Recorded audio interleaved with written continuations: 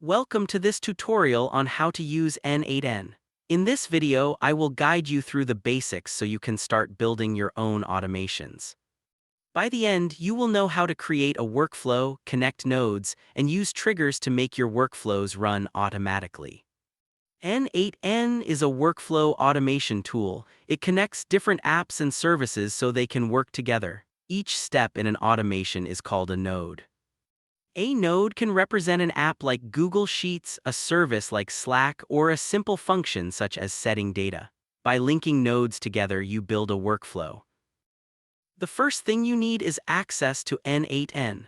You can use N8N Cloud by creating an account on their website, or you can install it locally using Docker or another method.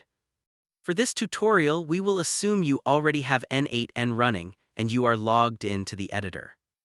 When you first open N8N, you will see a blank canvas. This is where you design workflows. Let's create a new one. Click on New Workflow and give it a name.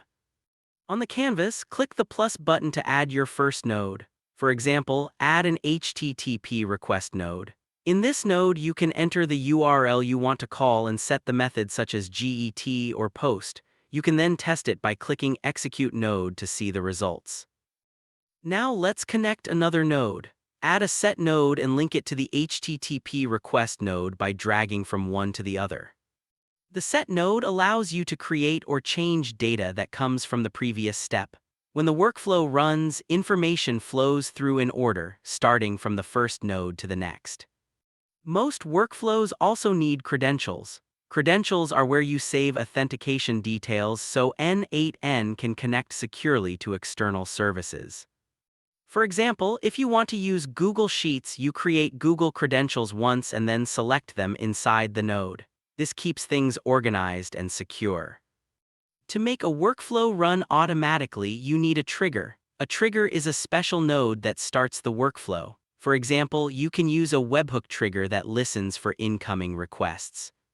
You can also use time triggers to run a workflow on a schedule. Once the trigger fires, the rest of the workflow runs step by step without you clicking Run each time.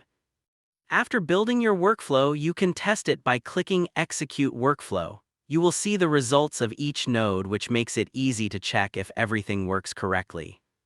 If there is an error, you can review the message and adjust the settings until the workflow runs as expected. When you are happy with it, save the workflow and activate it so it continues to run in the background. If you are looking for inspiration or examples, the Templates section is a good place to start. Templates are ready-made workflows that you can import and then customize to your needs. This is a simple way to learn and speed up the process of building automations.